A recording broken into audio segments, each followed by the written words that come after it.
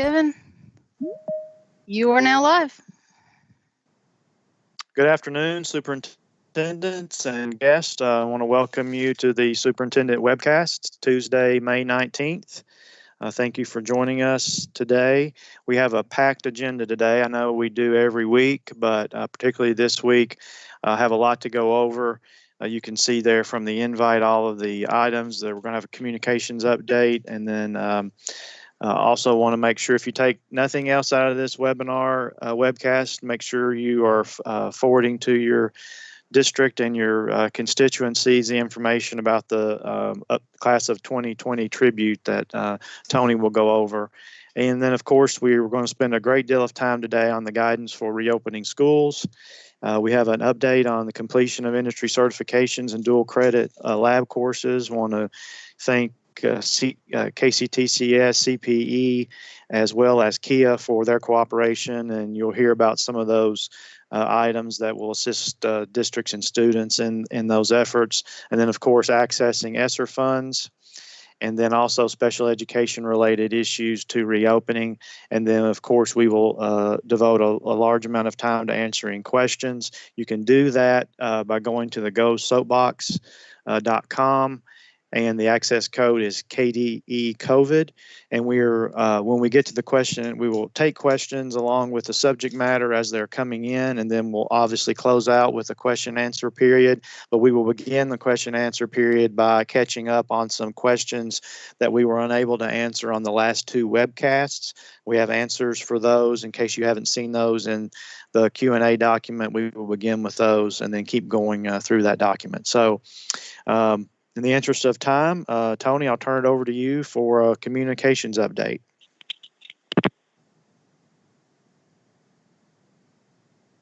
I'm just going to continue to share the screen for the PowerPoint.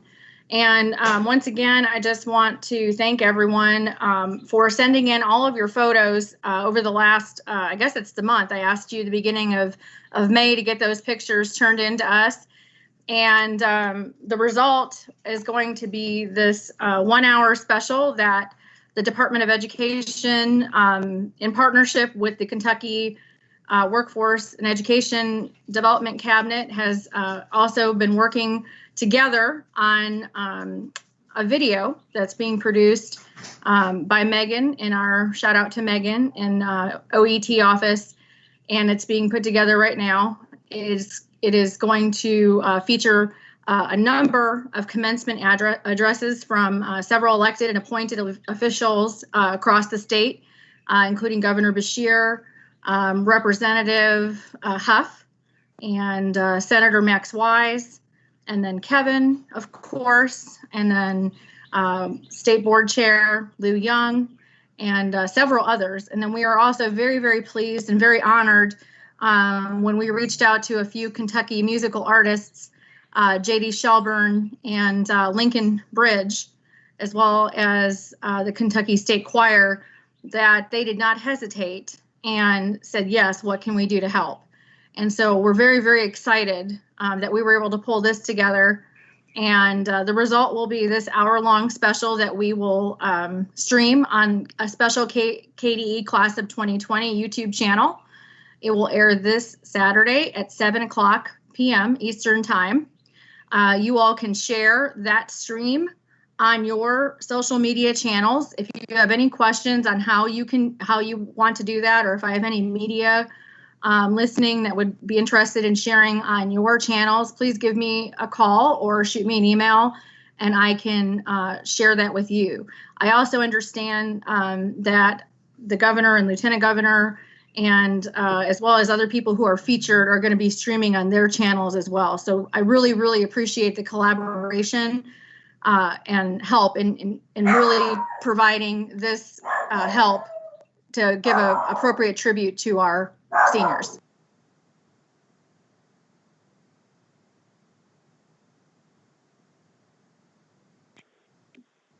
All right, and then of course it'll be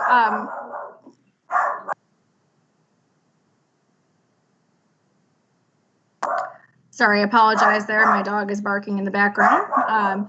It'll be hosted by Lieutenant Governor Jacqueline Coleman, And like I said, if you have any questions on that, give me an email on that.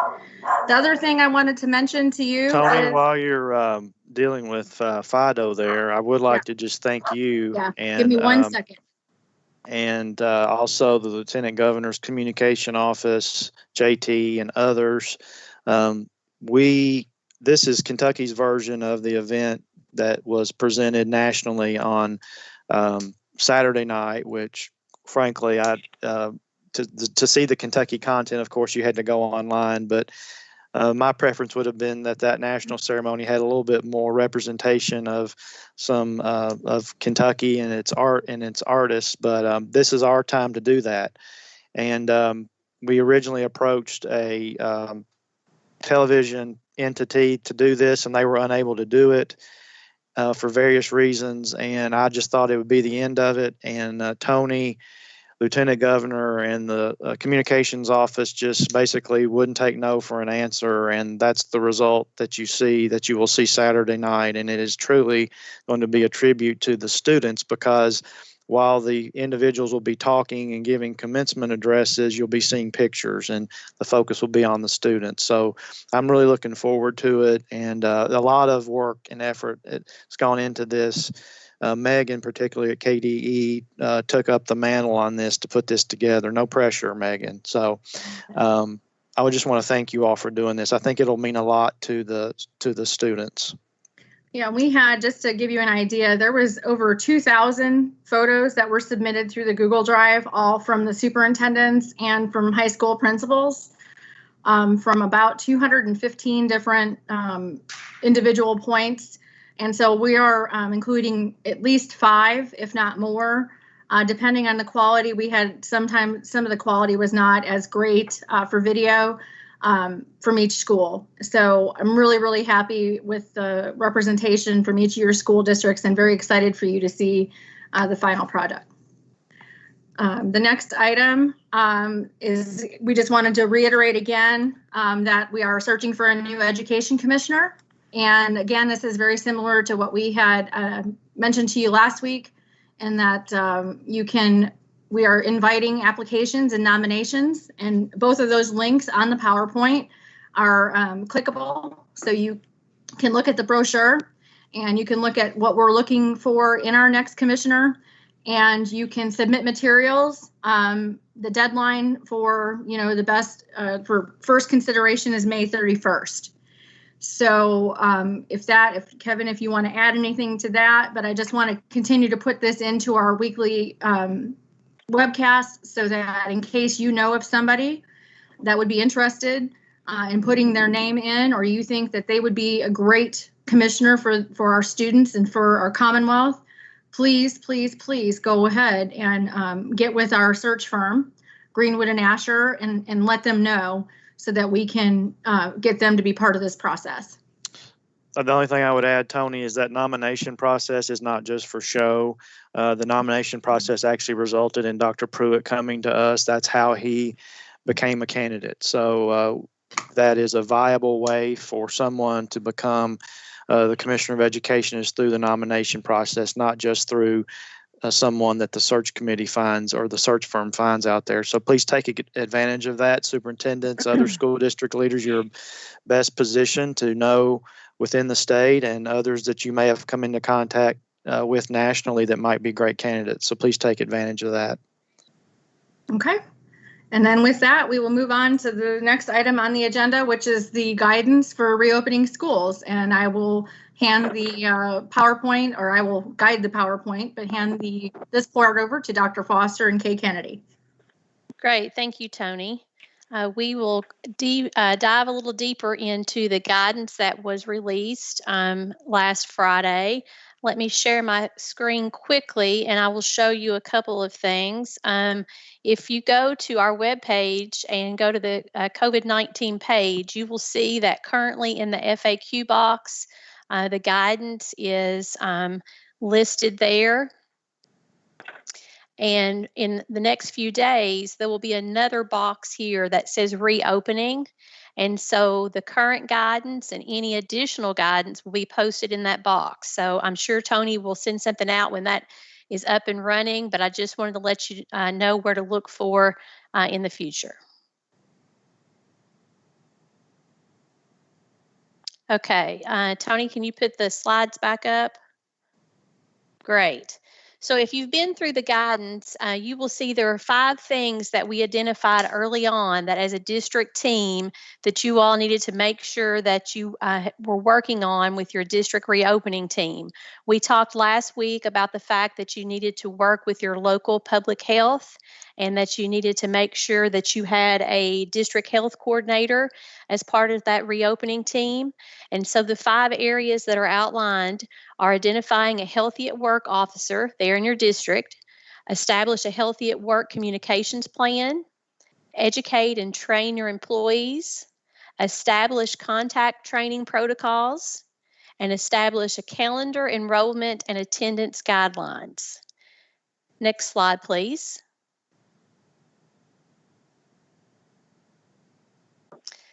As you can see in the guidance, we referenced the 3 reopening models that the governor mentioned to us 2 weeks ago, the early opening, the traditional opening, and the late opening. And keep in mind, all 3 of these are just suggestions and part of the guidance. None of these are required, but these are 3 different types of openings around the timeline that you can think about with your district reopening team. Next slide, please. Intermittent closures. Kelly, if I could comment while we're talking about those, I just want to reiterate what you just said. There's been a lot of confusion out there about whether or not districts were required to open early. I just want to reiterate to you, when the governor suggested that and we agreed and also provided that to you through this guidance, that is to just tell you that if you want to open early, and you are able to open early and meet the guidelines that are going to continue to come out from public health, that is okay to open school in late July during this time and during a pandemic, if that were to be permitted based on what the virus is doing, in anticipation that there could be a fall spike. We also know that may not work for your community, or we're hearing obviously there's a lot of exhaustion out there. There's going to be a lot of heavy lifting that has to be done over the summer to get ready to open no matter when you open, and you just may not be logistically able to get ready to open in late July or early August. We understand that. The benefit to opening early would be that you get some days in potentially if there were a spike and that would require later closing. So that's why that was mentioned. The governor wanted to make sure that districts could be thinking in various different terms because it is going to be a different school year. And then obviously, it's okay to plan to open late as well. And the actual virus conditions, even if you plan for a traditional opening, it may end up requiring that we open our doors later than we expected. So the models were designed to get you thinking about those options, to know that it's okay. We've got your back if you want to open early. We've also got your back if you think it's best in your district to open after Labor Day. So I wanted to provide that context for you, particularly since those options were mentioned in a public way through the governor's press conferences and other venues. Thank you, Kevin. Another piece in the guidance that you will see talks about intermittent closures. There is a chance all of this happened very quickly, and I believe most schools closed on March the 16th. So that is something that your district reopening team needs to think about. Do you all have a plan in place if there is a rapid spike sometime this fall and you all have to go ahead and close in the middle of the fall semester? Next slide, please.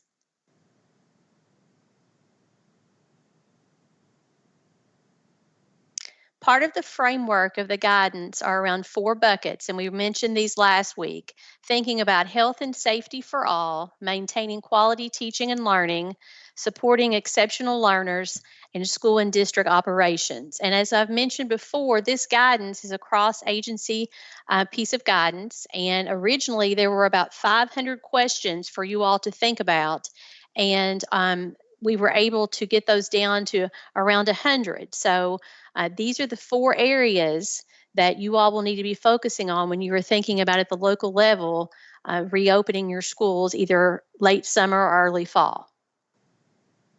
Next slide, please. So phase 2. As I mentioned at the beginning, on the website, you will see additional guidance pieces being posted as those are completed. And of course, we will share those through the Monday email as well as other superintendent webcast. But the piece of guidance that you have now has poses the questions to you that the district leadership team should think about, and also any risk factors around those questions. What we will do moving forward is that the guidance that we release will be around specific topics and will be a deeper dive. So the first one that we'll probably release will be dealing with social and emotional learning. We will also have a piece of guidance around alternative learning experiences, health and safety considerations. So these are 3 that we are working on currently, but I would expect that guidance will be coming out throughout the summer.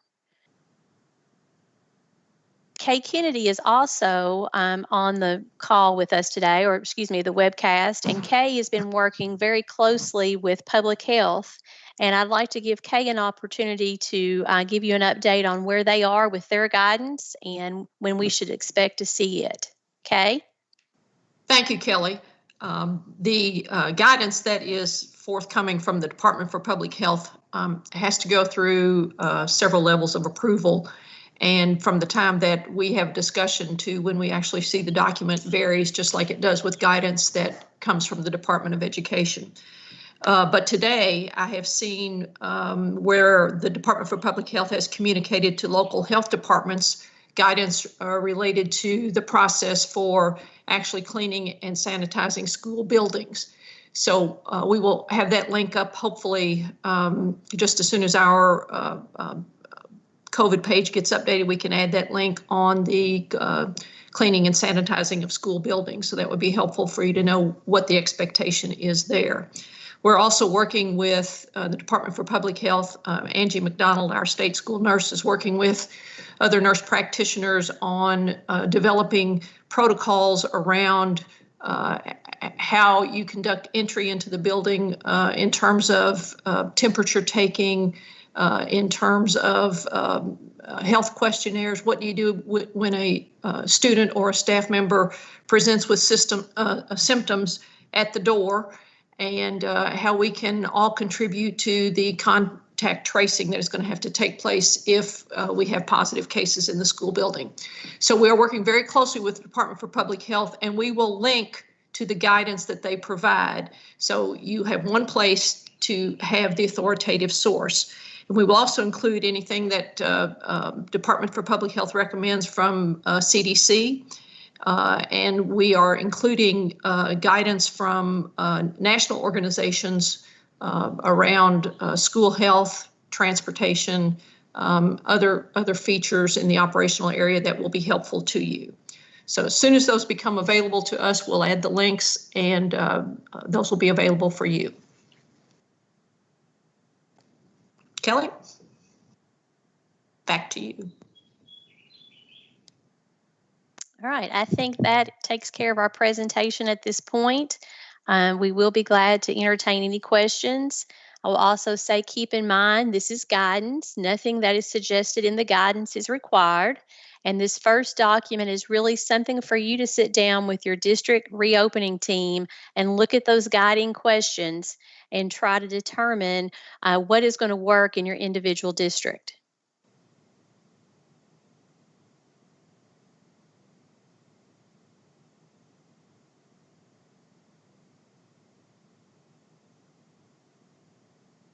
Tony, I do think we we're have ready any? for.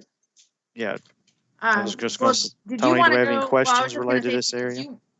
Do you want to go back to the? I mean, there's several questions that were left unanswered last week that are related to this. Do you want? How do you want to go forward with this?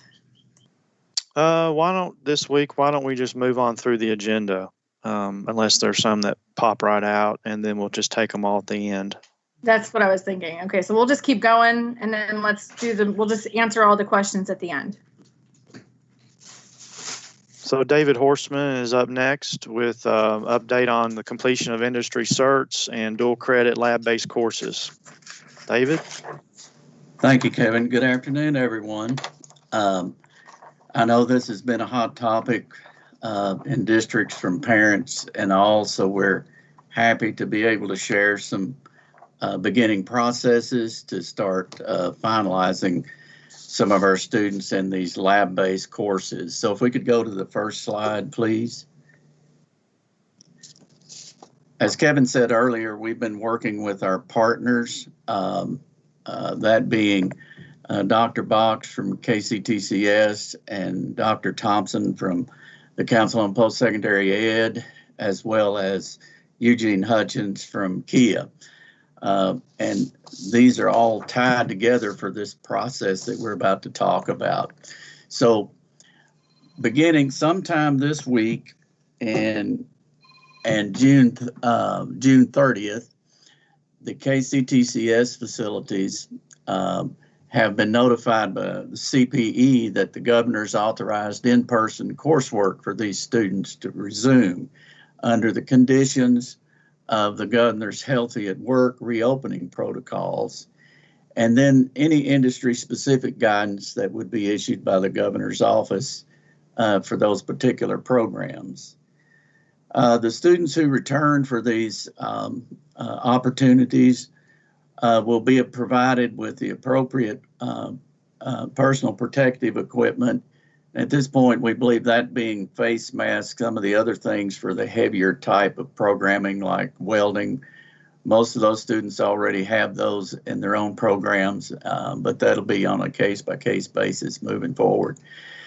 But in order to do this, we want to make sure that the student wants to do this and there's willingness for the student and the parent. If the students are under 18, we would want parent guardian approval to participate in this on the KCTCS campus. That's where this is happening. And I think some of those are opening this week. If the student is 18 or older, we're requesting that the student at least give notice to the parent and guardian that this is something that we would be, that they'll be involved in, considering the circumstances.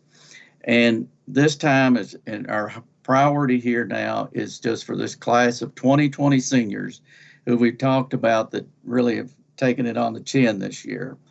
And the other institutions, if there are private institutions or others that are involved, those policies are still to be determined. So if we could go to the next slide, please.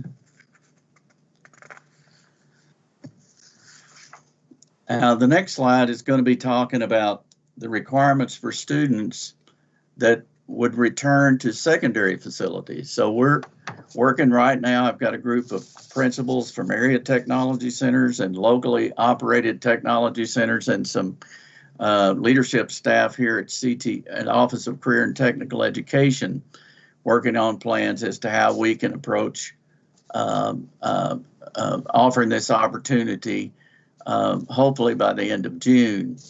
And again, the focus on this is going to be those 1920 graduating seniors and would be the first priority. So in order for this to happen, the Department of Education will have to let districts and ATCs know that the governor has authorized in-person coursework for these students to resume. And again, they will be following the governor's Healthy at Work reopening protocols. And then again, any applicable industry-specific guidance that's issued by the office of the governor. The students who return for these assessments and dual credit opportunities are provided with personal protective equipment if they don't have it, and the school district or ATC will, and probably with ATCs, it'll be hand in hand with the district. We'll coordinate with the local DPH representatives concerning these reopening protocols and the plan.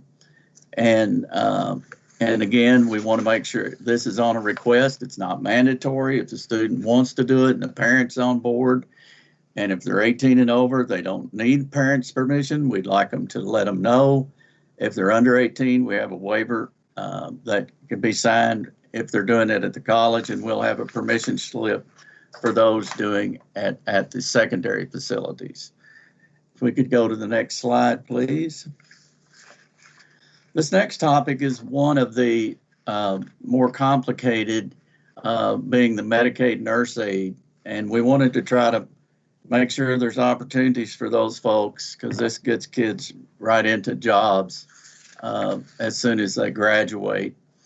And the industry is in need of more M&A certified folks. So this is controlled by the Department of Medicaid Services and operated through the Kentucky Community and Technical College system. As part of this process of being certified as a state registered nurse aide, there's a requirement of 6 hours of supervised clinical experience that usually takes place in a local nursing home. But with the COVID-19 and all the issues around that in nursing homes, DMS has waived that requirement, and it allowed now to happen within a hospital or even a simulated clinical setting.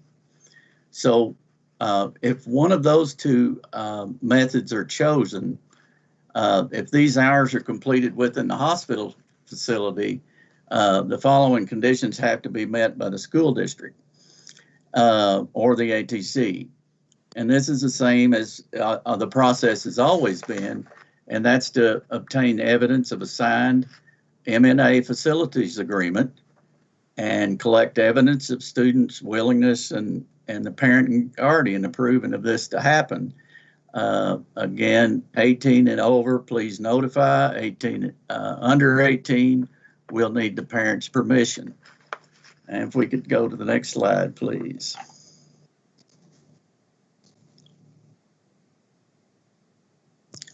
All right, a couple of things we want to make sure people understand about dual credit specifics.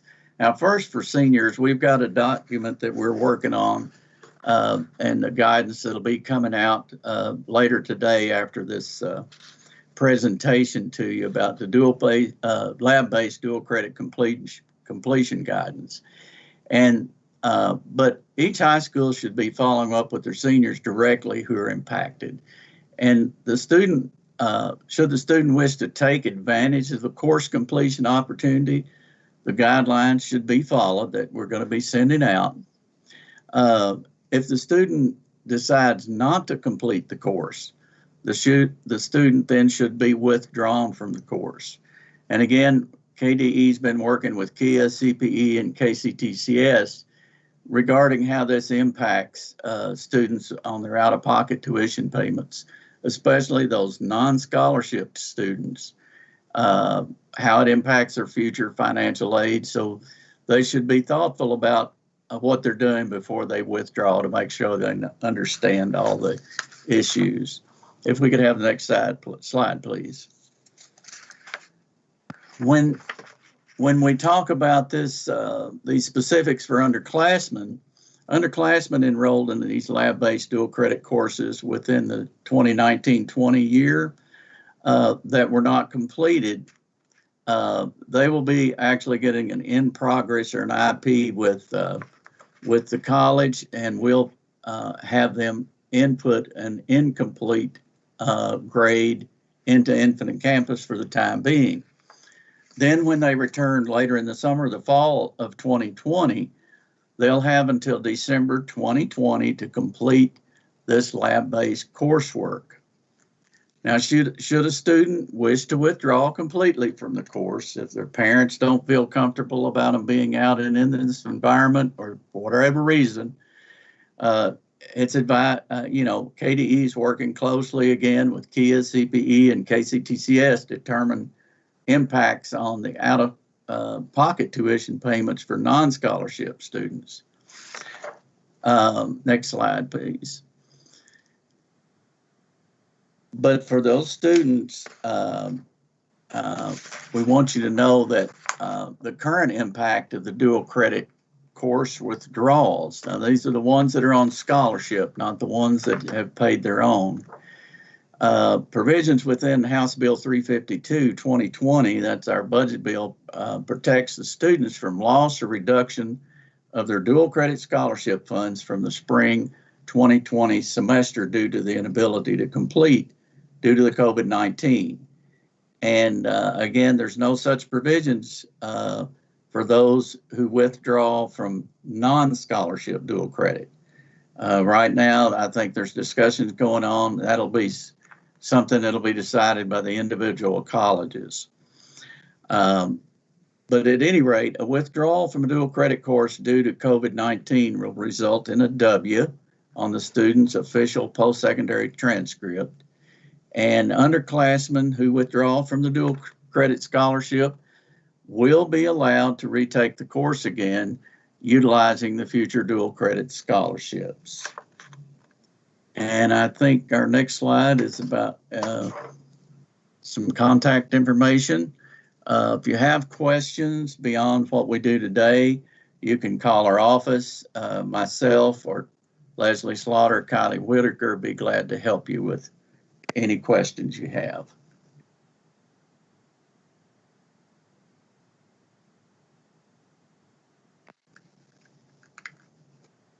Thank you, David.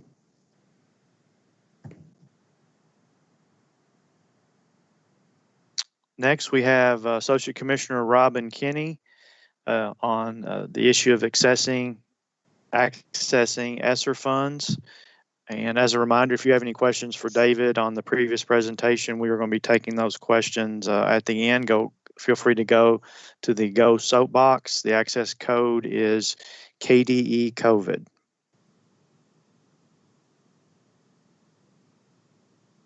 Thank you, Kevin. And Tony, if you can go to the next slide, please.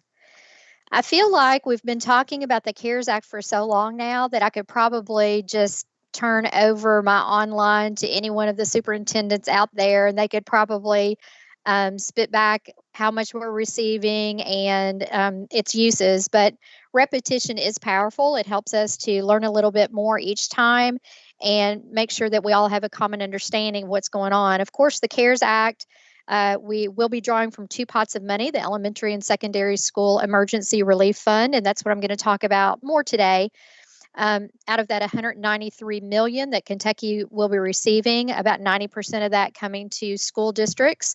It's allocated per Title I Part 8 formula, approximately 83%. And we've had a little bit of confusion. So even though right now you can quickly go to our KDE website and it shows you your allocation, because we've already done those numbers. We've ran those calculations for you. You can go out there and see exactly how much you are going to receive. There was a little bit of confusion on this 83% because we had some districts saying, wait a minute, that's not really 83% of what I receive. So you have to go off your original allocation, not any amounts that you may have moved into Title I. So that's where I think a little bit of that confusion, but you can quickly go out and look at exactly your allocation now. It is out on the KDE website. Again, for the ESSER funds, broad flexibility in uses. And the GEARS fund, of course, we talked about last week, that $43 million allocated to Kentucky, with the governor reserving $30 million of that for K-12. Next slide, please.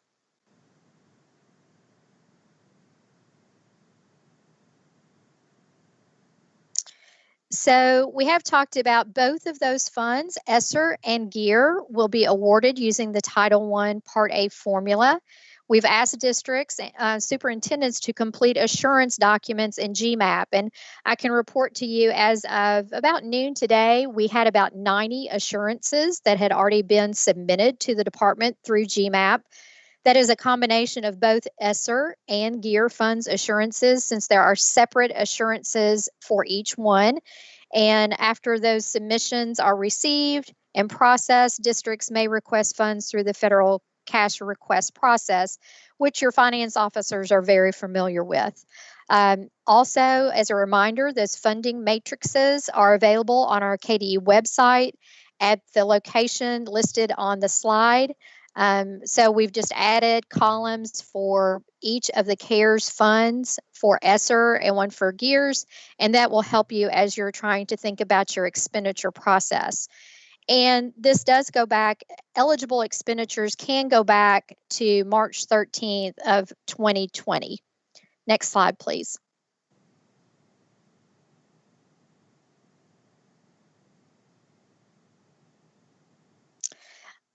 This is our laundry list, I guess, of what you can spend your ESSER funds for. Any activity authorized by ESEA, IDEA, American Families Literacy, Perkins, or McKinney-Vento to start off with. Remember, these are funds that are on top of funds that you typically receive for those programs. Or you can use these funds for lots of other things that school districts may be incurring costs, which are more specific to the situation we find ourselves related to the coronavirus. And I'm not going to go through those one by one. You can see those listed on your slide. And I think we even continue on to the next slide. Tony, if you could go ahead and go into the next slide to have those. And this is not all inclusive. So there may be other things that you think of. Again, as we've talked throughout our presentations today, these are just examples of some things that you could choose to spend your funds on. I will tell you that as we've talked about ESSER and GEAR, and we've presented to lots of the commissioners' advisory groups on the funds, the availability, and what they can be used for, we are finding that there's lots of interest in the funds. So we encourage you to have those conversations at your local school districts, with your local board, of course, and also with other interested parties, your staff, and certain constituent groups that might be interested in learning more about how you intend on spending the funds that are coming your way. Next slide, please. Reporting requirements, we've talked about this before. Districts will submit quarterly CDIP reports. Again, you're very familiar with that. I do highlight those Munis project numbers that are on this slide because we had started out with different project numbers and we had to change those. So if any of your finance officers have any questions about that, please ask them to circle back to the district support services here at KDE and they'll be happy to help you. The quarterly deadlines are listed there again. And again, as we talked about with GEARS, we're not asking you to do a budget per se, but we will be requesting that you complete a spending plan template by June 30th, 2020, which basically indicates your intentions of the expenditure of dollars. If you decide that once you start out with a spending plan and you decide that's not the best way for you to proceed, that's okay. But we will ask you to do an annual report that's actually going to reflect exactly how your funds were expended since the award was made. So again, that snapshot, that spending plan template in GMAP by June 30th is really just an expression of your intentions at that point in time. And as always, if we receive additional reporting requirements from the USED, we'll have to pass those along to you. Next slide, please. Of course, you can always contact me or Charlie Harmon, the budget director. I do want to make you aware that the guidance document for ESSER will be released later today, I believe is our goal, later today after the webcast. That just like we did the GEARS document after the webcast last week, we'll be releasing that ESSER guidance to you. Again, it is guidance only. It's to really share thoughts for consideration, but it is not all inclusive. And of course, districts have great flexibility on the use of the ESSER funds, just like the GEARS money. So that's all the presentation I have for today, and we look forward to continue to work with you as dispersed funds. Thank you, Tony.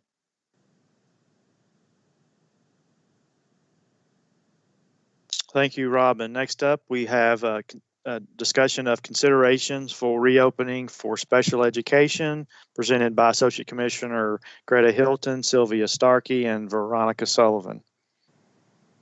Good afternoon, and thank you, Commissioner.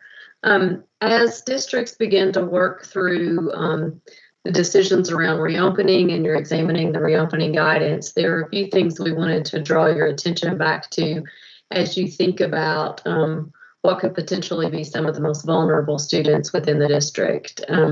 So if you haven't already had conversations with your director of special education or special education chief or coordinators or whomever that may be in your district, we would strongly encourage you to do that, because as you work through the guidance and work through some of these questions, we want to ensure, first and foremost, that students with disabilities have equity and access. So that our students with disabilities are afforded the same opportunities as all students who don't have disabilities.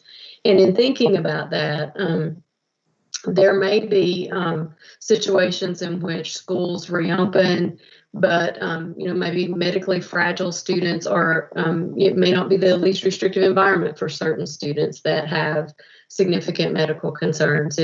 It could be that students need face-to-face instruction instead of a virtual environment. Whatever that decision is, as schools reopen, it's important for the Admissions and Release Committee, or the ARC team, to be making decisions around the least restrictive environment for every student as you move through those decisions. Obviously, if we stay in a virtual learning situation, one of the big questions that we've been asked in my office is this a change of placement for the IEP? And this is not a change of placement, it's a change of setting that occurred due to the pandemic. It wasn't a change of placement due to individual students' needs. So if things continue as they are for an extended period of time, there's no reason to have numerous ARC meetings to document that that there's a change of placement, because it's simply a change of setting. But as we reopen and the various scenarios are in play, be it virtual or a hybrid model or face-to-face, then it may be an opportunity for ARCs to come together and determine the least restrictive environment. Probably the most asked question across the nation right now in the special education arena is the question around compensatory education. And there seems to be a misconception out there that it has to be one or the other, that all students with IEPs should be afforded vast amounts of compensatory education, or no students with IEPs should receive any compensatory education, with the argument behind that being that that the district did not fail to implement FAPE, but rather the pandemic resulted in the denial of FAPE. And we would say that the truth is somewhere in the middle. It should be an individual decision.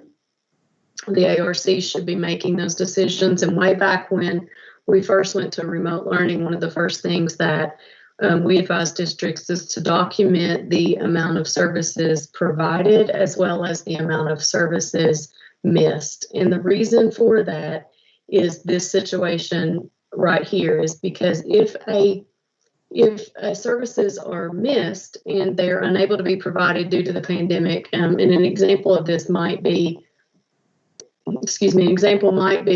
orientation and mobility. It's very difficult to provide an O&M service in a virtual setting. So if that service was not provided, then the district has the responsibility of convening an ARC meeting to determine the amount of minutes that were missed and providing those through a compensatory education manner. We have received lots of questions around could this just occur through an extended school year type of service? And the short answer, basic answer to that is no, because ESY and compensatory education are very different.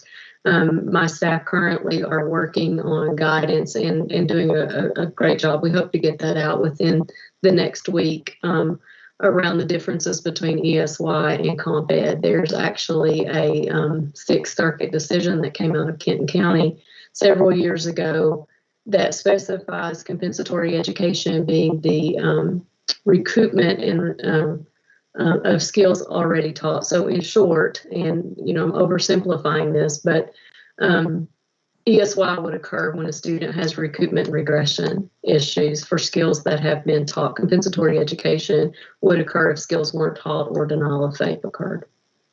And in thinking about that, again, the argument against compensatory education and for this thought around what some refer to as unfinished learning or interrupted learning as a result of the pandemic, it's important to think about the denial of FAPE as obviously if students did not have instruction, their needs didn't change as a result of the pandemic. So it's important to really think through that.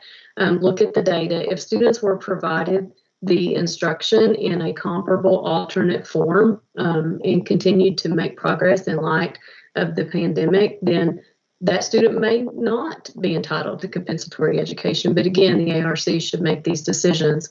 And I realize it's going to be a heavy lift as districts go back and they're having these ARC meetings in light of everything else that you've got on your plates.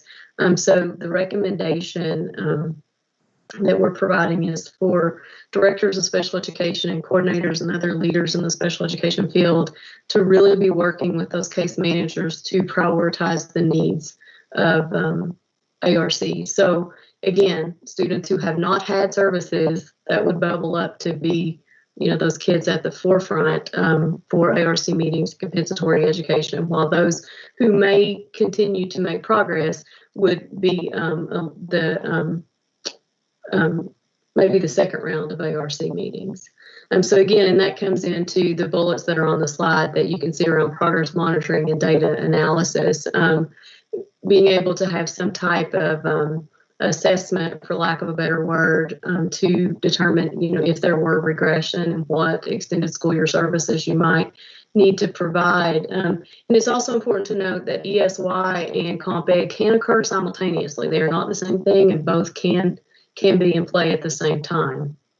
And then lastly, one of the things to really think about is emergency contingency planning. This is something that, quite frankly, I don't think really any states have done a really good job with. And it's allowable under the IDEA, and we probably, looking back, should have been providing some additional resources on how to implement emergency contingency plans in case there were, a pandemic. But unfortunately, that's just not some of the things that we were thinking about, since this comes around, every 100 years or so. So, however, it is something we're thinking about in the future. And we would advise districts to really think about, in the event that there's a resurgence in the fall, or we face something else of this nature that changes the setting for students, then what does the IP say about the contingency planning? What does remote instruction look like for each individual student? And so as you go back and have these ARC meetings, my recommendation would be to ensure that discussions are happening for all of those components in one meeting, because I think it will help with the, as far as the amount of time that you have to invest into meetings for districts and parents alike. Next slide, please.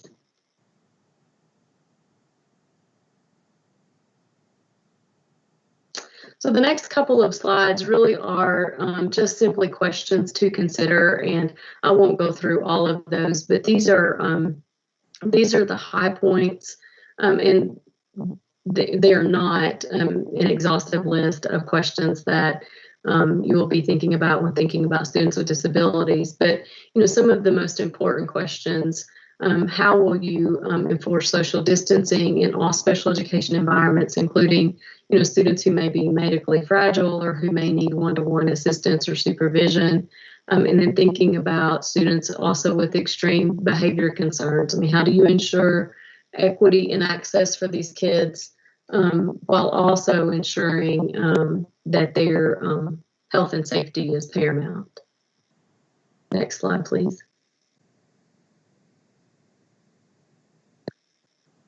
And again, this is just additional questions to consider.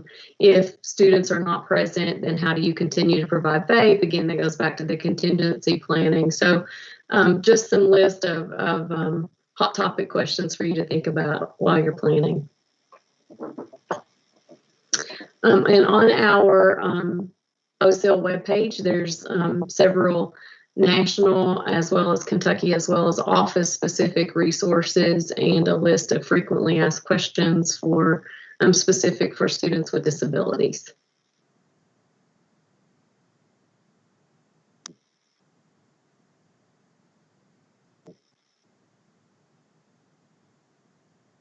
Next slide, please. That's what I was thinking. That's all. That was it. Yeah, there was another one with instructional resources.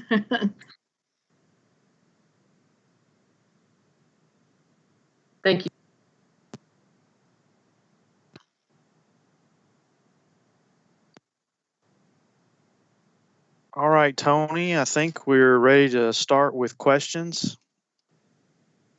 I'm going to ask that you start. I believe you have the list of those that we were not able to answer over the last two webcasts. If you could start with those, and then we'll get into the new questions after that. You're muted. Now you can hear me.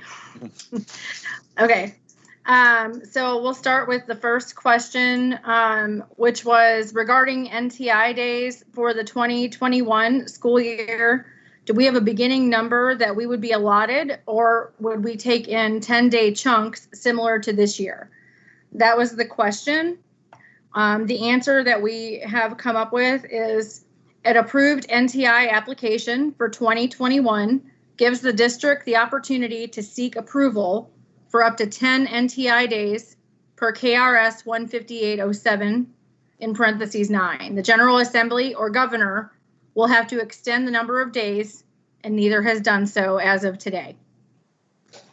The next question that we had, Tony, I'll just add that obviously in the atmosphere that we're going to be operating under in the fall, and we'll still likely be under, my guess, some type of an emergency order or declaration, and under a global pandemic, that I believe we will see obviously some flexibilities there through the governor's authority, and or when the General Assembly comes back in January, to ensure that we're able to get you those NTI days as you may need them in the fall semester. So the answer that was given is factually and legally correct. What I'm telling you is I believe we can act in good faith in the future, knowing for this fall semester that there is a strong likelihood you're going to be using NTI days, and it's possible you could go beyond 10 in the fall, which has probably never ever happened before. Okay, our next question is, when will we receive information to share with parents about PEBT? CHFS and KDE are awaiting approval of the state plan from USDA and further guidance, which I believe Robin can maybe be able to provide an update for this. I think that might actually be coming this week. But our intent is to provide the PEBT information for schools to utilize and to share with parents as soon as the USDA approval is received. Robin, did you want to elaborate on that? Because I did see a question on that in the soapbox as well. Sure, I'll jump in for just a minute. We are, I would say, cautiously optimistic that that state plan will be approved this week. I know that this Division of School and Community Nutrition from my office will be hosting a call with food service directors on Thursday of this week. So we hope to have updated information at that time that we can share. And we're going to also provide additional information at the superintendent's call on Tuesday next week on May 26th. So we'll have the details of PEBT and how students and families can access those funds on Tuesday, May 26th. Okay. All right, the next question that we had marked from last week is, are school boards allowed to meet in person, or should we continue with virtual meetings? And the answer to that question that we've come up with is school districts should communicate with local public health officials regarding the advisability of in-person meetings. Virtual meetings are permitted under the Open Meetings Act, and districts are not required to make an in-person location available for public attendance during the state of emergency. If school boards conduct in-person meetings, they should comply with all public health requirements. All right, the next question. Many districts are struggling with hiring processes, particularly the fingerprint requirement for background checks for new hires. This must be done in person. Do you have any advice or thoughts? The answer to this is, with in-person restrictions easing, school districts should check with their local law enforcement agencies or officials to determine an acceptable, safe process for collecting fingerprints. The next question any chance that we can do some form of summer school for students in very small numbers, especially for CTE certification completion. Guidance will be published by KDE OCTEST the week of May 18th regarding conditions that must be met before a secondary student can return to either a secondary or post-secondary campus over the summer months to continue industry certifications, assessments, and lab-based dual credit coursework. And then, of course, we just discussed this on the webcast. I don't know if there was any more that David wanted to add to that. Are we good? Okay. Sorry, I was talking. I had. We're ready to begin with the offers at the KCTCS campuses, which have been approved to be opened. And as soon as we move to that level in the local districts and ATCs, we'll let everybody know.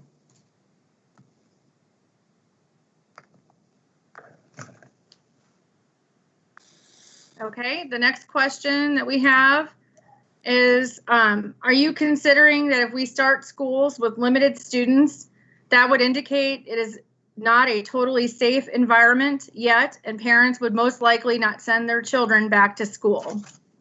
And we are currently working on guidance that is being drafted, and we will release that soon.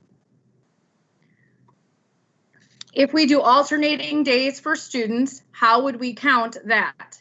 NTI for every other day? Is there a max of NTI in this scenario?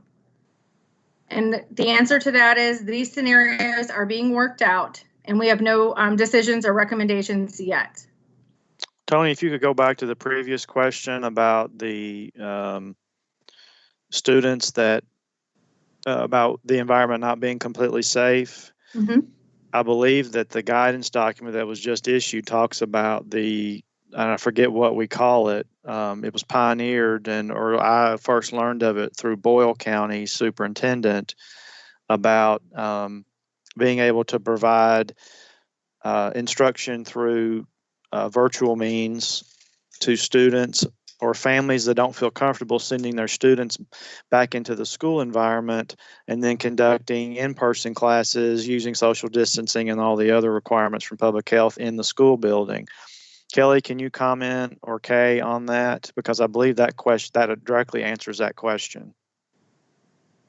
Yes, I also think Rob and Kenny might want to join in on the conversation, because I know we had a small group meeting yesterday about attendance issues, and if you have some students coming on day A and some on day B, or some students doing virtual at home and other students being on site. Robin, do you want to share some thoughts on that? Sure. We've convened a couple of groups at the department to try to talk about our current way that we look at attendance from both instructional purposes as well as funding purposes. And I think we already know that the way that we enter school in the fall and throughout the year next year may look very different than what we are accustomed to. So the challenge is trying to figure out a way that we can make sure that instruction is being provided, that students are receiving the benefit of educational services, that we are counting those students appropriately, and that we correspond funding to that. And so this is one of those that I don't have an answer to. I will tell you, we're thinking of lots of different options or different ways of looking at that. And I would actually welcome suggestions from superintendents.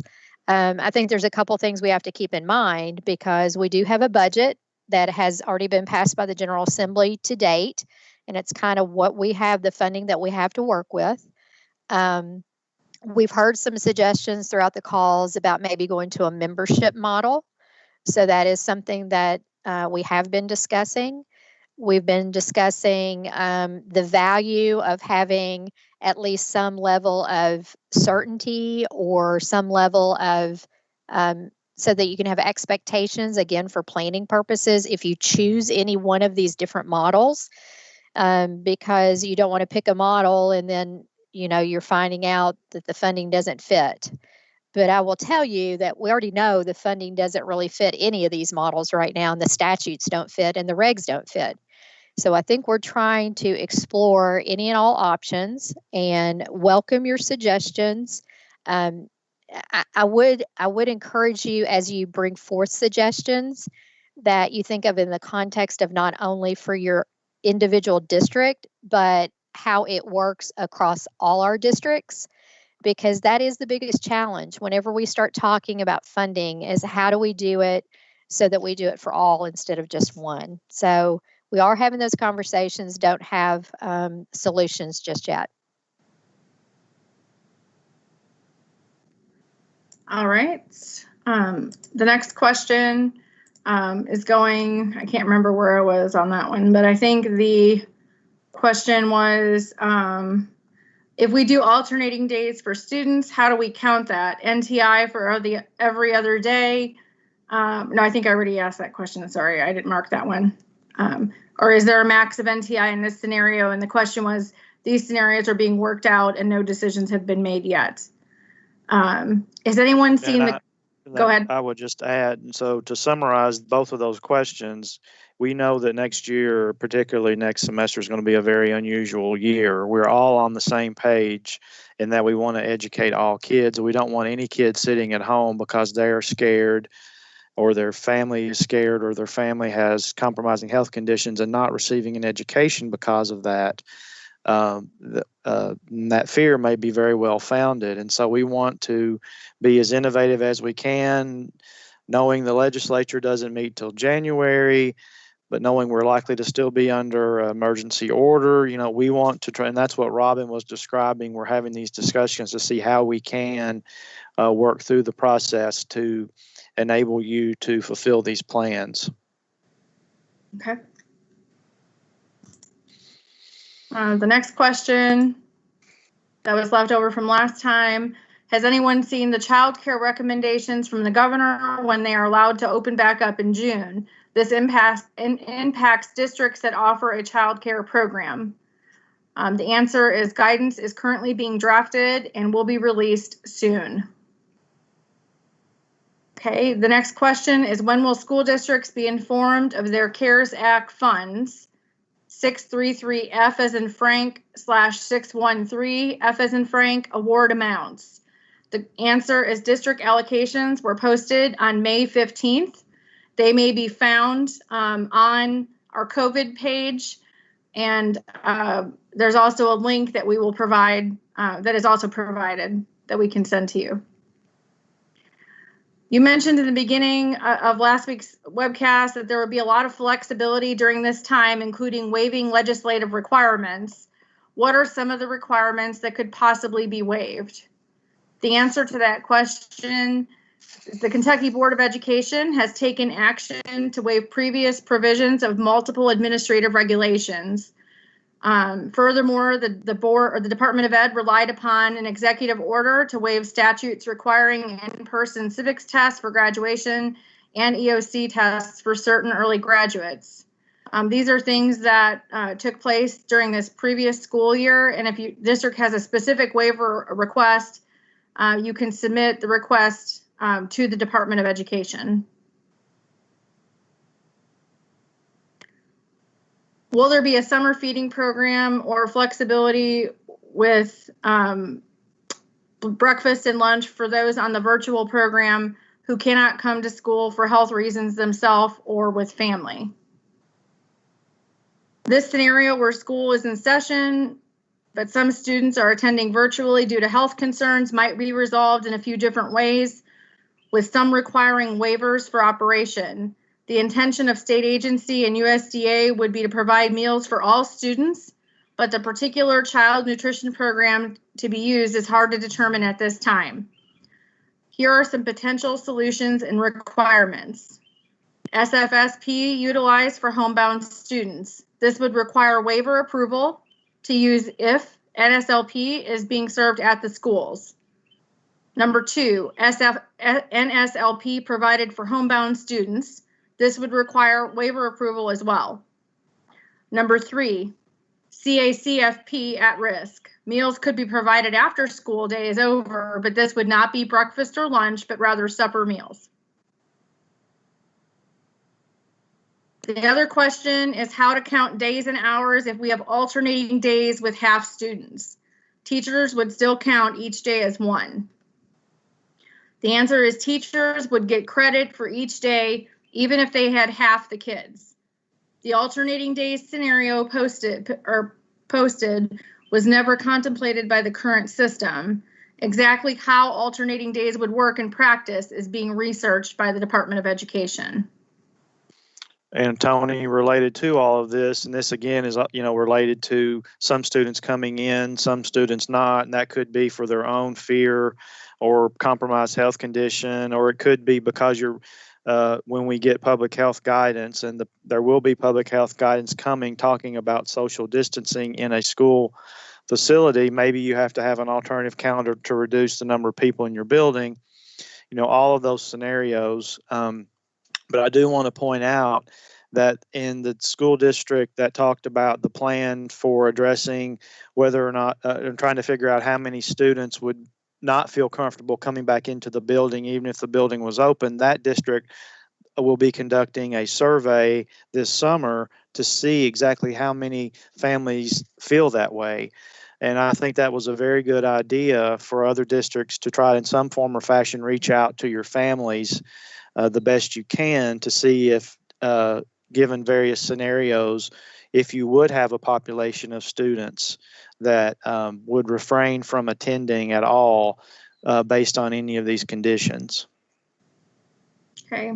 There was also questions about the gear and CARES money. And again, I think we just went over those in this webcast, so I am not going to repeat these questions, especially since these have links to them. And we can share those in a follow-up email with you all. The next question is, do you have additional information on the funds related to the Volkswagen? Each district, will each district be allocated funds, or are there specific requirements for eligibility? This settlement is administered by the Energy and Environment Cabinet. House Bill 352, effective July 1, 2020, allocates $8.5 million to reimburse districts up to 50% of replacement costs for up to 5 buses with years of 2001 or older. See EEC's website for more information. Do you have any additional information on Senate Bill 1 funding, the money that was in the state budget for safety facilities funding and mental health personnel funding? House Bill 352, which is the budget, provides $18.2 million in bonding authority to the Department of Education for district facility security upgrades. House Bill 352 becomes effective on July 1, 2020. The department will make additional information available in advance of funding availability. Another question or a thought that they had provided was something to keep in mind. Alternate school calendars could impose some concerns with the timing of each district's payroll schedule, voluntary benefit withholdings, etc. That's something that we will have to keep working through. And our response is that KDE is currently researching various alternate school calendar models for workability and viability, and we will continue to provide districts with guidance and assistance as we work through these issues together. The question is, which Title I's funds formula will be used, fiscal year 19 or fiscal year 20? State education agencies must allocate 90% of their ESSER funds to local education agencies in proportion to the amount of fiscal year 2019 funds the LEA received under Title I, Part A of the Elementary and Secondary Education Act. And then the last question from last week was, if we submit an NTI application early, will someone at KDE let us know if it is acceptable prior to getting board approval? The answer is, if you would like your NTI application reviewed, you need to name the final draft and inform us in your email submission that you would like to have it reviewed. So that wraps up the questions that we had that we were not able to answer last week. And now I will, if you want to add a few comments while I pull up this week's questions, that would be great. I do have something came in over my text. We have a comment from a superintendent about concerns related to the use of PPE or face masks in schools, especially at the high school level.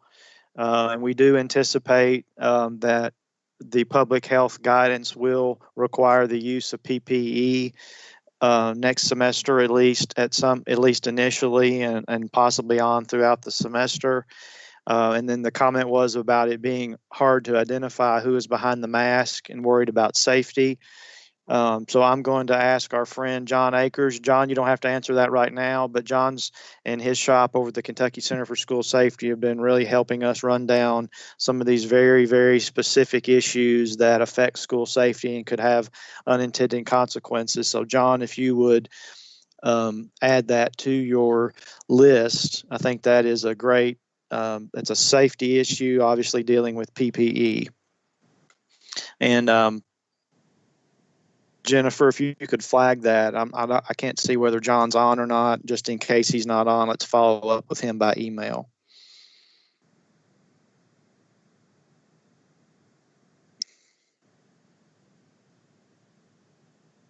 We can move to this week's questions. Some of these were repeats from questions that I just answered from last week. So I will go ahead and move on to questions that have not been asked. The first one is, are board meetings permitted to take place if you limit to 10 and you do live stream? I think that's related to the previous question. I'll defer to Todd. I don't know that the AG, I know they've issued an initial opinion that affected the virtual attendance and not having a meeting room. I'm sure they probably haven't weighed in on that specific question. Todd? Tony, will you repeat that question again? Yeah, they were wanting to know if the board meetings are permitted to take place in person, if they limit it to 10 people and do a live stream. So I believe, and obviously they should check with their board counsel, but I don't believe they're prohibited from doing a live or an in-person meeting at this point in time. However, if they're going to do an in-person meeting, they should be coordinating with their local public health department to ensure that they're meeting all of the requirements for social distancing, PPE is available, things of that nature. As far as virtual meetings go, the Attorney General's office has provided an opinion that indicates we are able to, all state agencies, including school boards, are able to conduct their public meetings via virtual means, just as the Kentucky Board of Education is doing in this situation. The statute related to that has always been interpreted to indicate that the primary location, the main physical location, should be open to the public for them to come in and participate or at least view the meeting. But however, the Attorney General's opinion indicated that during this state of emergency, it's not feasible to open buildings to the public for them to come in.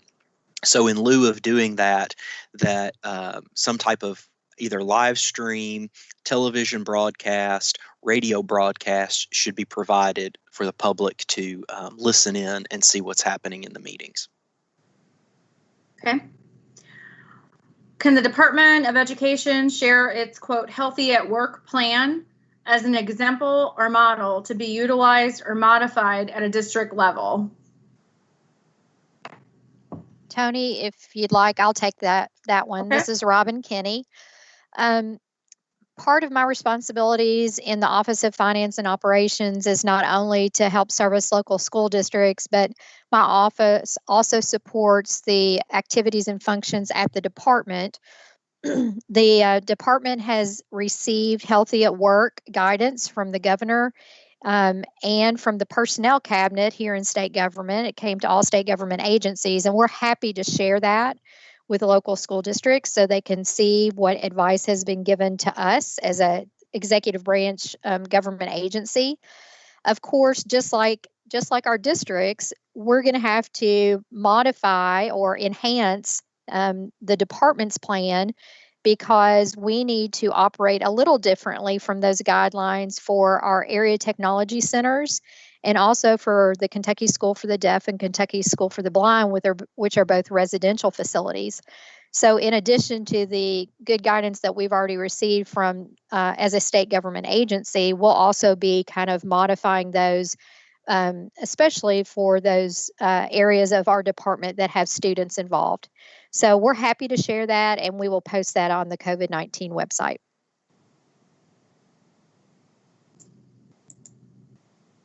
All right. The next one is, it has been recommended that a hybrid model allow in-person instruction for students with disabilities and those below grade level, while all other students remain in remote learning. Is this an inequity issue? And we don't want legal problems.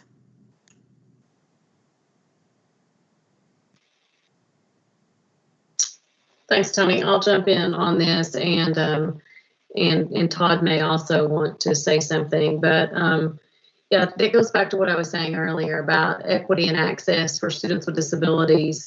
As you think through these plans, we want to ensure that students with disabilities are afforded the same opportunities, and as with all students, right? So in order to avoid any discriminatory types of practices or inadvertently engage in exclusionary practices, I would strongly recommend that districts not take the approach that because a student has a disability, then he or she must come to school face to face, or because a student has a disability, then he or she must engage in remote learning.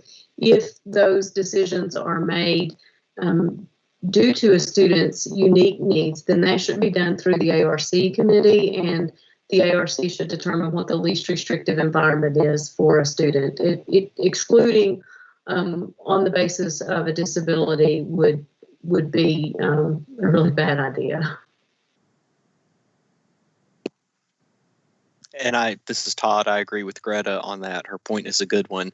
The district should look at what its plans are for all students, and then it will need to look at students with disabilities each individually, not as a whole, to the extent they need exceptions from what all students will be doing. Okay. I would add. Oh, go ahead. Going back to the comment about the face mask, and we do have obviously a partnership with the Department of Public Health, and we have somebody participating with us, and the guidelines that will be forthcoming from Public Health, we're told, will definitely include masks for schools in the fall. Cloth masks, of course, will be allowed, and those are the ones obviously that are easier to obtain or make. And the suggestion from Public Health perspective would be to suggest mandatory picture IDs for all students for security purposes. I think many high schools already have those. And so we will, Emily may have John Akers from Center for School Safety discuss with you so we can make sure our guidance from each agency is consistent. So thank you for that. Okay. Well, this might be a good leeway into our next question, which mentions public health. So not to put you on the spot there, Emily, but in consultation with public health, what guidance do they provide if schools reopen and have a student test positive? Does that mean the whole school then quarantines? It's probably safe to say we will have an answer for that from Public Health. I don't want to put Emily on the spot because I know that's probably an answer that is very fact specific and detailed. That is a great question. I've also received that question offline from some superintendents. I know Emily and others from Public Health, if you haven't already flagged that, I'm sure you have. That's something that we'll need guidance on in the future. And right now is a good time to go ahead and just announce next week we're going to devote a large part of the webcast to folks from Public Health. I think Dr. White and others will be with us. You all remember Dr. White was on one of the first webcasts that we had in that early March meeting when this was all starting. Because we anticipate Public Health will be issuing some of their guidance related to schools this week, and so they'll be there with us on the webcast next week to discuss. And you can go ahead and send questions in advance of our call next Tuesday. And of course, it'll be the same time, same place from 2 to 4 next Tuesday, where those officials from DPH will be available. And I'm sorry, Robin, were you going to say something? No, you captured it. Thank you. Okay, gotcha. Can you all hear me? We can. This is Emily Messerly from the Kentucky Department for Public Health. I'm happy to answer that question to allay the fears about the whole school being quarantined. So, if any of you have experienced a pertussis outbreak in your school, then the way the Public Health Department will handle that with the contact tracing will be very similar. Only people who have been in direct contact with that student would be restricted from school or quarantine. Okay. Thank you, Emily. We had a little bit of audio difficulty. I think everybody could hear her. That actually leads into another comment, and I'll repeat what she said, is that it would be similar to a pertussis outbreak, meaning public health would use contact tracing, so you would only isolate those that had contact with the student. We obviously can give you more details next week on that. And we'll just go ahead and announce the governor has requested that the superintendents attend a short Zoom call on Thursday at 1:30, and that's actually going to be discussing issues around contact tracing in your communities. And I'll announce that information again at the end of the webcast, and of course we'll be providing you a meeting invite. All right, the next question is, will funding related to transportation, food service, be addressed in a timely manner? These items could have significant financial impact, and information is needed for decision making. I think when you say in a timely manner, ideally we would have the answer to those questions today. But we do understand and we appreciate, because we know that school districts have just been through an exercise trying to figure out what was the best data or the best choice for them, either usually using the 1819 or 1920 data. And part of that consideration was about surrounding growth and transportation. So we understand that those are really important pieces for you all to make decisions off of, as well as food service. Of course, food service is really much directed at this point in time about meals times rates, and that is based upon the USDA's method of reimbursing districts. We have been having conversations in that regard about whether, and we've had it at both our regional office level as well as the national level, about whether it is time to think about a higher rate or some other manner in which districts could receive additional funds due to a less than traditional way of delivering your meals. You also have additional costs, whether it's additional costs associated with the types of food that you're serving, if it's about how you're transporting those meals to students, if you still have to continue to do that in some way, shape, or form. The packaging, if you're just walking through the cafeteria line, you don't have to make sure that you have either sacks to put the food in or containers and transport coolers. So all those things are important considerations. As I said earlier, we are discussing all those things that impact local school districts and welcome your comments on a way to address those funding concerns. Okay. Our next question is, when do we expect flexibility in current legislation to allow for alternate models? For example, more NTI days for the 2021 school year? Well, unless the governor calls in the General Assembly for a special session, the General Assembly will not be meeting until January of 2021. There is flexibility. Of course, the state board has flexibility and the authority under statute to waive the state board's administrative regulations.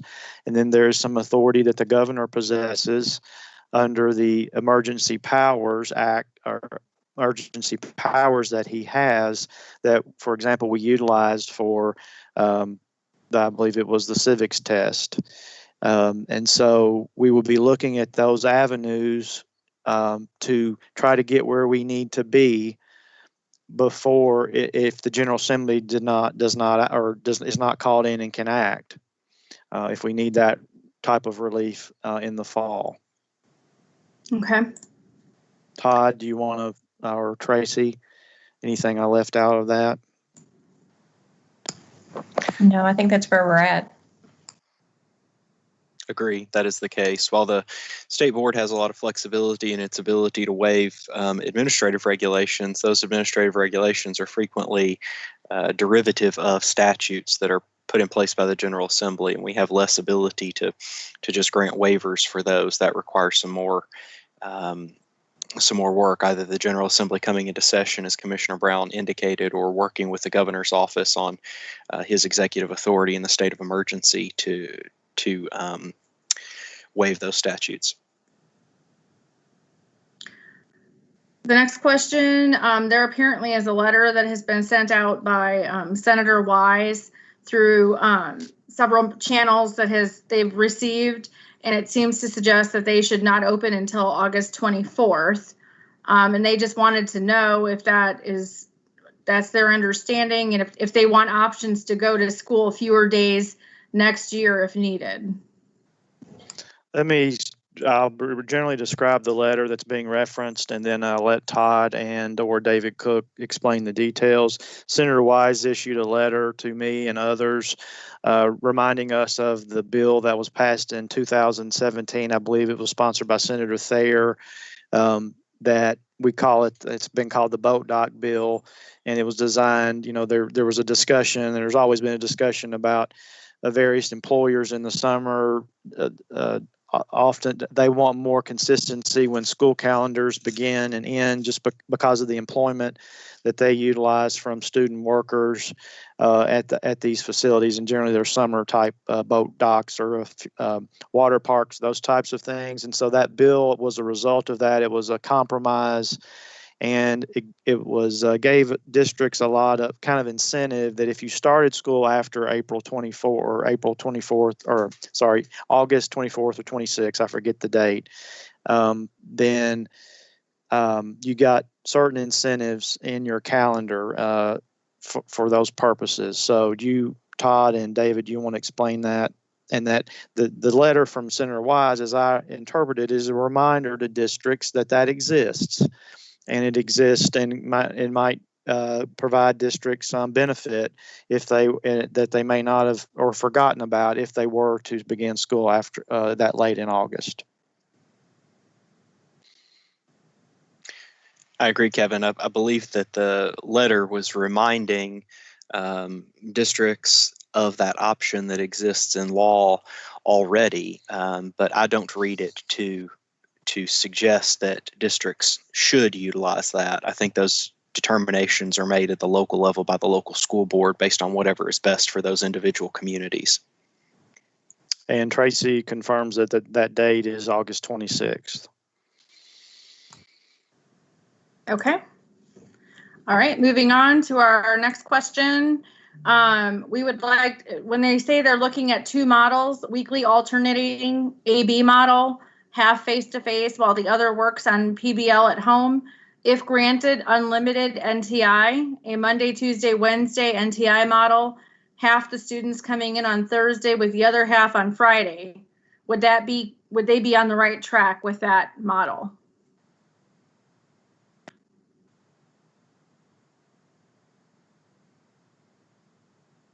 Tony, Like say that again. Weekly alternating A and B model, half face-to-face while the other half works on PBL at home, if granted unlimited NTI.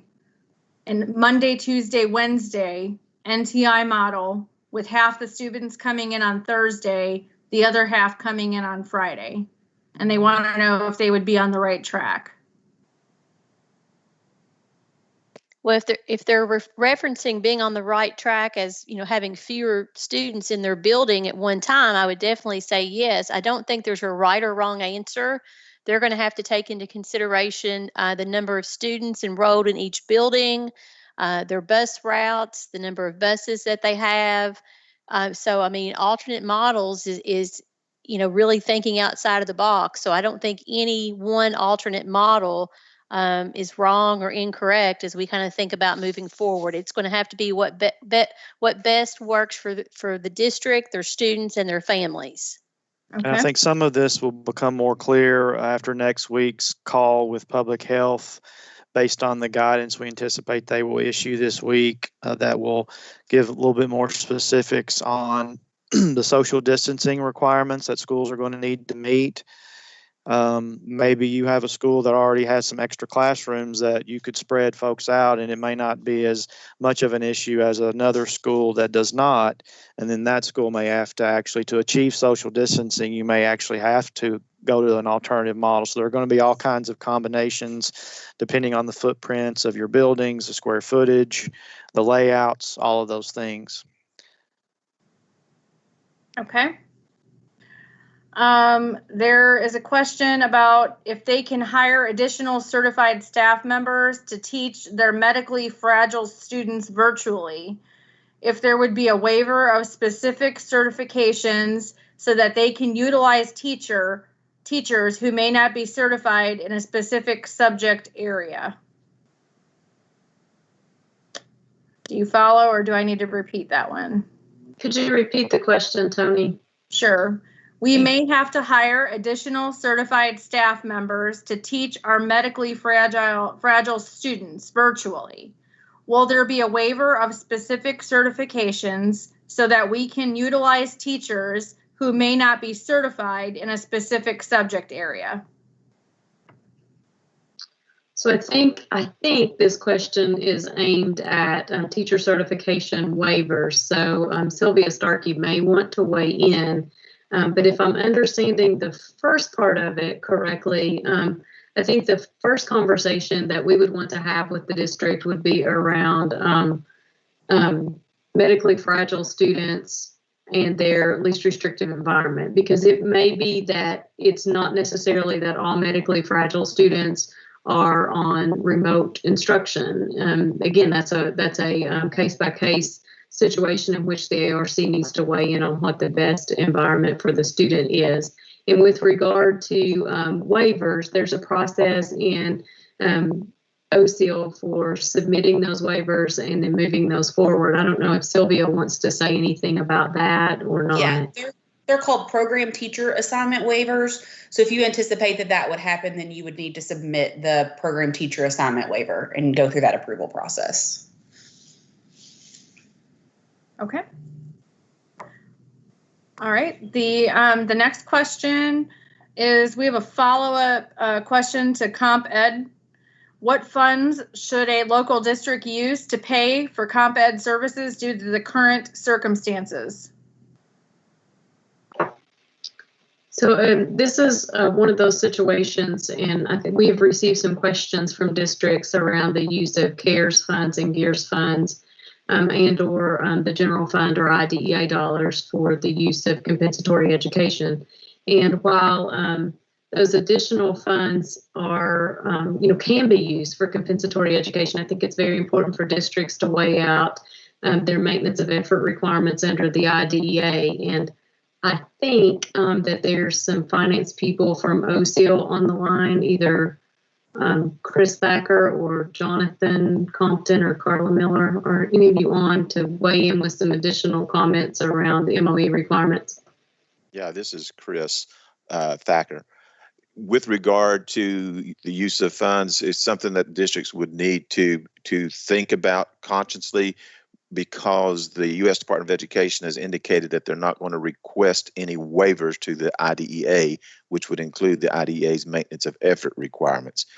And since we've missed, as far as being in actual schools, quite a number of days this year. I suspect there might be a reduction in the amount of state and local funds local districts may have spent this year providing special education and related services, which could put you in jeopardy of failing to meet maintenance of effort.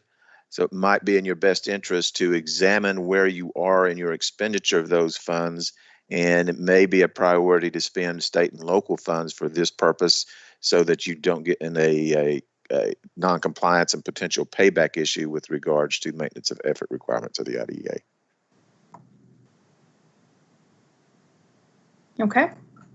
The next question that we have is, can we utilize performance-based credit for attendance at the elementary level?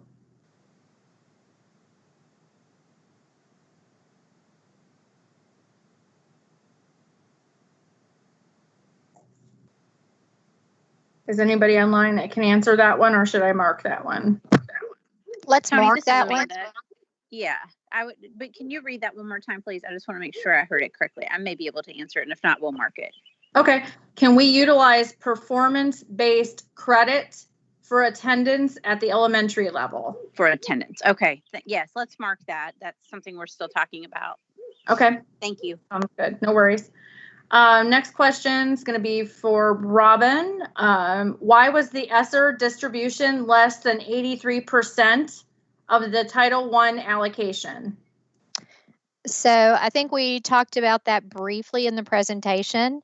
The 83%, there's been a little bit of confusion because some districts are looking at more than just the original allocation that was given to them by USED. And Charlie Harmon, I think Charlie's on the line. I might ask him to jump in and provide additional detail. But we want to make sure as you go out and look at the 83%, you're looking at the right number. And now we have the allocations themselves. So maybe Charlie can also give us a little more information on where to look for those. Charlie, are you on the line? Yes, ma'am, I am. Okay. So I just think the best, it's going to be district by district. The 3 or 4 districts that we've looked at, they were within 0.5% of what was projected. So you'll have to send me your information. And I'm getting some feedback, so.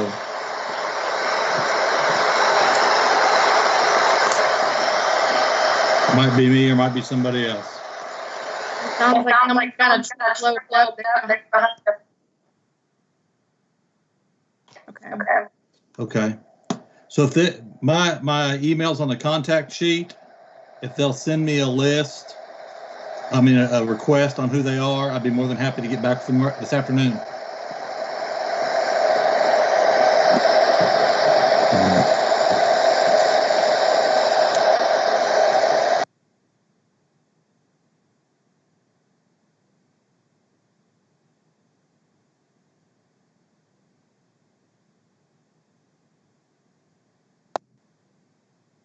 Did we lose everybody, or is that just we were all muted?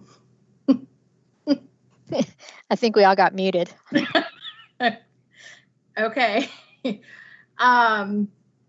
Sorry, I don't know if we did Charlie end up answering the question? I think if I can repeat what I think I heard Charlie say is we can, if the individual requester is asking that question, can email either him or myself. We'll make sure that we get that answered for you about the 83%. Okay. It sounded like to me that Charlie was on his tractor, but I don't know. I'm sitting in my office, nose to the grindstone. All right. The next question, are school districts expected to provide PPE masks or PPE in parentheses masks for all students?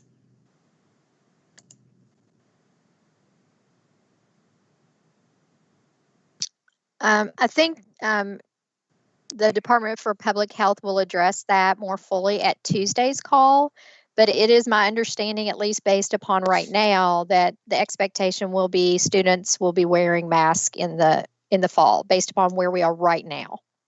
Hey, Robin, this is Kate. To me, the question centers more around, will the districts have to provide the mask if it is required? That's correct. Okay. Provide them. So I think for planning purposes, I would approach it like you do other requirements for students and may make some accommodation for students who are on free and reduced lunch, and the ability of a student to, cover the 4 or 5 masks that might be needed to get through the school week. So just think about things like that. The other thing that I think you should plan for is the contingency for when a student presents without a mask, even though they may, have a mask most times, they forget it when they came to school this day and they forgot the mask. What will your contingency plan be for that? So just some things to think about. Okay. All right. So this is a direct question to one of our guiding questions in the document. What if the answer to the question, how can social distancing be accomplished for students who require one-to-one assistance and supervision, is that it cannot be accomplished? What are we supposed to do then? So the question is they're saying that they cannot accomplish social distancing for those students who require one-to-one assistance, is how I read this. And then what are they supposed to do in that situation? We're going to defer that question to next week's webcast when we have public health on there, officially on there, and Emily will take that down. I know they've already considered that scenario based on their conversations with Kay and others, but we will cover that next week. Okay. This next one I believe is going to be for Greta. It has to do with an ARC. So if the ARC determines that the student is eligible for comp ed services, but the parent does not want the student to receive those, is there a particular way that should be documented beyond the conference summary notes? I think the conference summary will be sufficient. A couple of things to think about as you're having those conversations during that ARC meeting around compensatory education is, the district should document all that it is offering and everything that the student is entitled to, including the transportation to and from, and considering that, compensatory education is the remedy for failing to provide FAPE. However, it happens all the time that districts say, these are the amount of services that we need to provide, and parents and students, for whatever reason, decline that. And that's the same situation as, districts have to provide FAPE and make it available. Parents can decline. Parents can decline all special education services if they so choose. And so, I would advise the district to document all of the efforts, include that in the conference summary, and then document that the parents or guardians don't want it. And I would capture any concerns that the parent may share around the delivery of comp ed and try to work through any of those challenges.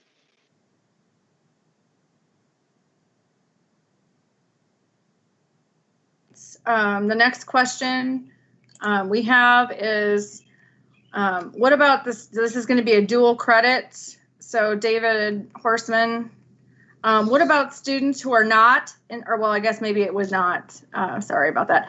What about students who are not in dual credit courses who couldn't take their industry certificates, but not in ATC programs that were in their high school? What are they supposed to do, or what are we supposed to do for those students? Well, I think if we're talking about CTE courses that are taught at a comprehensive high school rather than a center, the same guidance would apply in those labs that we're using in the other labs. Obviously, admission into buildings is going to be a district decision along with Department of Public Health. And as was stated earlier by David, the KCTCS graciously offered to allow the high school dual credit students into their labs during the month of June. And they're going to be opening up, I believe, 16 of their campuses. We're going to learn a lot from them as they open up those campuses based on the public health requirements on how to do that and all the protocols. And so we're really going to be obviously working with them, and we're going to utilize and copy those same efforts as we may need to do the same in some of our centers on into July. So we'll be learning from them, and that will help both districts and the department as we need to go in for these purposes over the summer. Okay. A question that I think that we probably will have to take in consideration with public health is, or maybe not, is do we have any recourse when students refuse to wear masks or parents refuse to wear masks for school-sponsored events?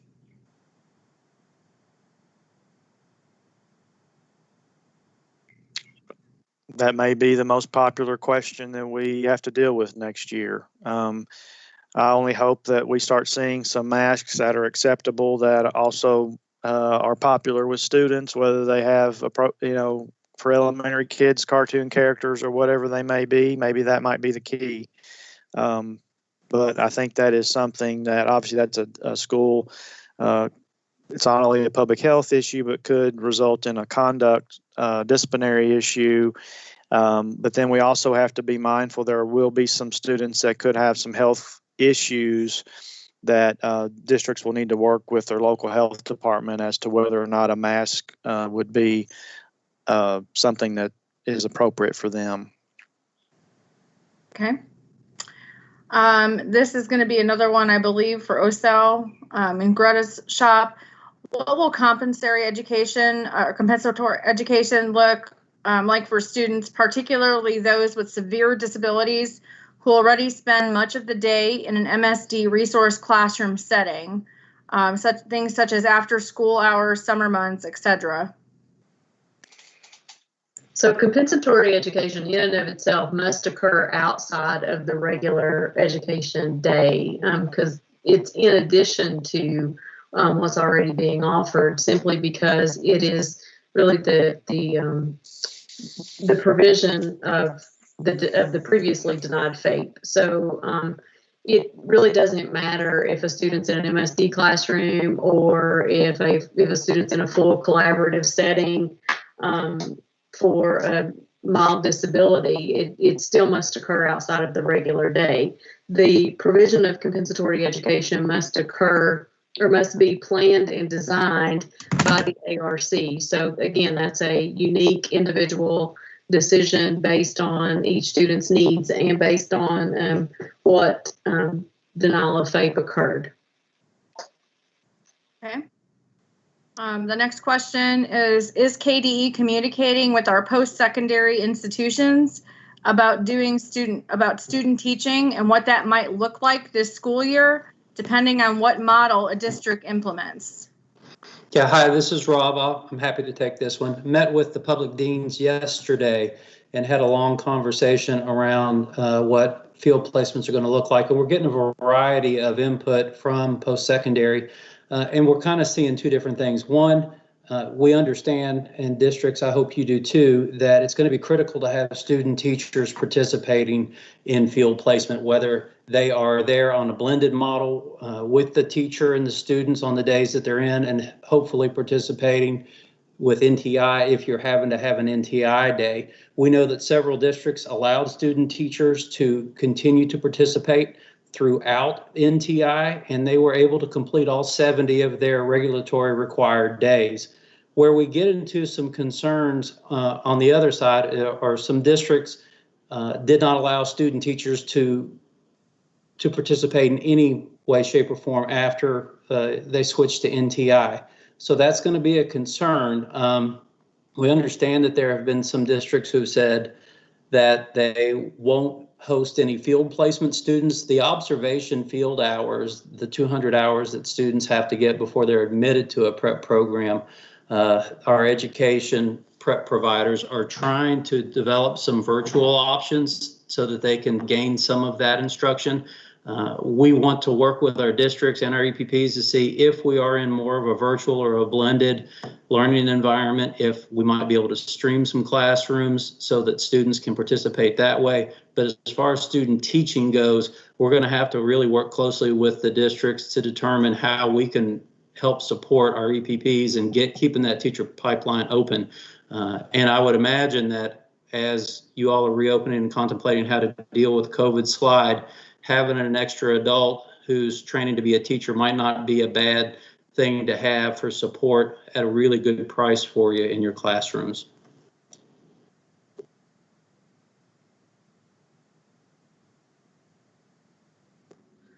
Okay. Going on to the next question. This is going to be related to ADM. They're wanting to know if the Department of Ed can provide districts ADM funding numbers versus ADA for comparisons. I want to, before Robin answers that, I just want to caution everybody, the average daily membership discussion has been around for a long time. We know both the benefits, or we talked about over the time, the benefits and the negatives, and whether or not the state budget could even handle such a thing. Obviously, a shift to ADM would be a legislative decision if we went to that overall.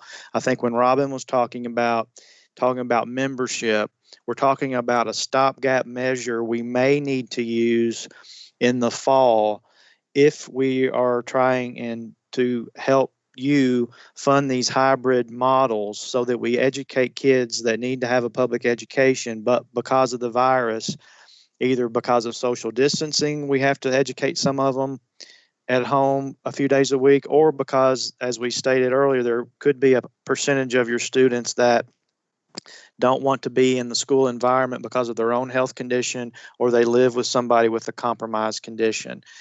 And if that type of scenario comes to fruition, that's when we're talking about, well, how can we think creatively using the waiver authority of the board and or the authority given to the governor under an emergency as a stopgap measure to get funds to you to take care of that, because the current statutes don't contemplate that. This would not be a wholesale shift in light of the General Assembly taking action to change to ADM. So I just want to make sure we understand when we mention ADM, we're talking about a stopgap emergency type measure for next fall. And that was just an idea that was thrown out. Robin, is that accurate? That's exactly right. And I think as we think about even the stopgap measures that were taken at the end of this school year, it was just that. The General Assembly is the legislative body that makes the law and provides funding. And so we are trying to just make sure that we examine any and all possibilities moving forward, but ultimately, it will likely be their decision on how we move forward.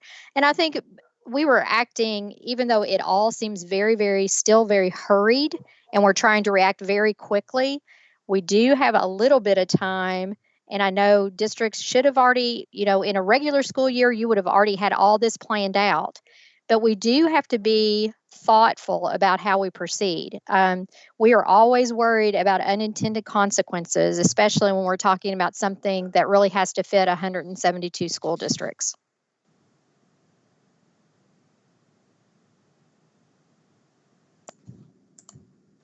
Okay.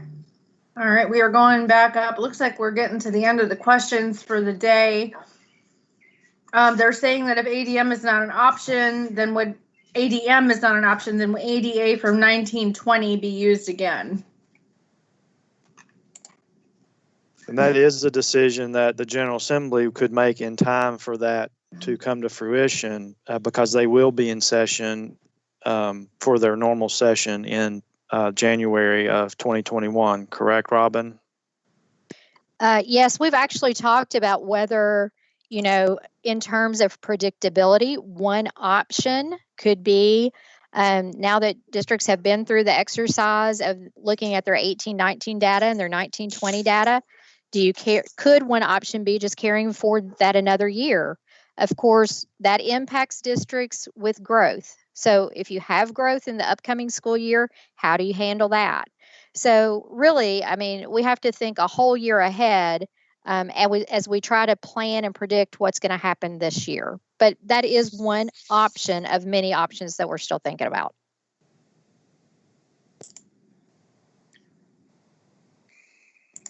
Okay. All right, well, that wraps up the questions that I see here. There was another question about the ESSER distribution appearing to be around 81.4% instead of 83%. I believe this has been clarified already. I don't know if there's any more to that you want to provide clarification on, or that we can clarify. I would again encourage that district to reach out and talk to Charlie Harmon, and he can walk them through the process of their original Title I allocation and how we came up with the 83%. The 83% was also guidance that was given to us early on by USED as we were receiving those funds. Hey, Robin. Yes, Charlie. I'll say one thing that might help if somebody who's really into the Title I numbers. The way we came up with 83 is at the statewide level, and we said 83 at the statewide level. So it would be a blip on the radar if somebody got exactly 83, because some districts may get 84. It's based on a number, and the statewide funding number was 83%. So each district is a little bit different underneath that. Okay. Well, it is 3:56 p.m. and we're going to wrap that up. I think Kevin had a couple of closing remarks he wanted to make. I again wanted to remind everybody to make sure that you tune in to our special tribute to our class of 2020. Again, this is something that we have produced independently in the Department of Communications at Department of Ed with help from the Kentucky Workforce and Education Development Cabinet. It's going to include more than 1,500 photos of our seniors, our graduating class of 2020. Also special musical tributes that were sent to us by Kentucky artist J.D. Shelburne, Lincoln Bridge, and also some commencement addresses and speeches by a number of people. And I think it's going to be truly special. It'll be streamed on our YouTube channel, and you can check all your emails and our social media to get a link to that information. And with that, I'll hand this over to the commissioner. Thank you, Tony. Thank you, Tony, in advance and team of putting that together. I think we all need a little break on Saturday night around 7. It always does me good to just watch see some pictures on social media of students, and that will be the case Saturday night. So, and of course, it will be archived if you're unable to watch it, and you'll be able to see it. Feel free to share the link to your communities and your constituencies. And then also, as I mentioned, in the middle of the webcast, you will be getting an invitation from my office, but it will be a Zoom call with the governor and some individuals that he will have on there from public health, I believe, to talk about social tracing as it gets going in your communities, and wanted to reach out to the superintendents as leaders in your communities for that. That will be on Thursday at 1:30 Eastern time. And then, of course, we'll be back next week for another superintendent webcast at 2 p.m. Eastern time, and a large portion of that webcast will be focused on the discussions with the Department of Public Health and the guidance that we anticipate that they will be issuing at that time, if not before then, related to operation of schools during the COVID-19 era. So thank you all for what you're doing, and also all of our partner organizations that are participating on this call and the education co-ops. Thanks, and have a great rest of the week.